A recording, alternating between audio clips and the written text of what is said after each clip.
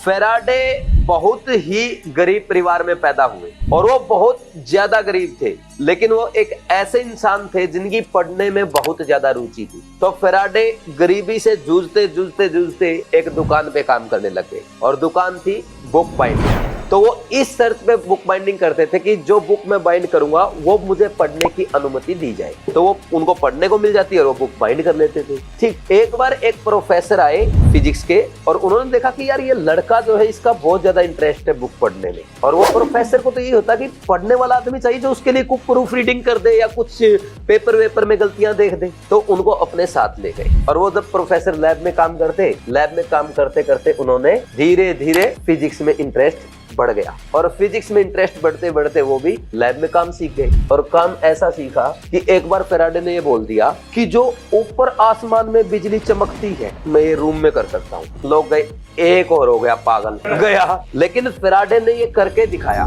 तब लोगों को यकीन हुआ कि हाँ भाई फेराडे कर सकता है। और फेराडे की गरीबी के अगर बारे में मैं बात करूं तो फेराडे इतने गरीब थे, एक टाइम ऐसा था उनके पास खाने के लिए रोटी नहीं थी। और खाने के लिए रोटी नहीं थी, क्या रखते थे अपने पास? ब्रेड रखते थे। भूख लग गई सुबह नाश्ते के टाइम पे, पूरा ब्रेड नहीं खाया, 1 या 2 बाइट खाए वो रख दिया। फिर दिन में भूख लग गई, फिर 2 बाइट खाए रख दिया। फिर शाम में भूख लगी, 2 बाइट खाया रख दिया। इस गरीबी से जूझते हुए फेराडे ने पूरी दुनिया को इलेक्ट्रिसिटी दी है, जिसके कारण आज हम रील्स भी बना पा रहे हैं, ठीक, और जिसके कारण हम आज अच्छी अच्छी बातें कर पा रहे हैं, दिन रात काम कर पा रहे हैं, पढ़ाई कर पा रहे हैं, एसी में सो पा रहे हैं। तो ये सब देन है फेराडे, ठीक। तो फेराडे एक महान साइंटिस्ट हुए हैं और फेराडे से गरीब आदमी आज तक आपने धरती पे नहीं देखा होगा। अगर आप कभी ये बोलते हो कि मेरी गरीबी है तो मुझे आगे नहीं बढ़ने दे रही, नहीं तो मैं बहुत कुछ कर सकता हूँ, तो एक बार फेराडे की कहानी पढ़ लेना। आज तक आपने फेराडे से गरीब आदमी धरती पे नहीं देखा होगा और उसके इक्विवेलेंट गरीब देखना है और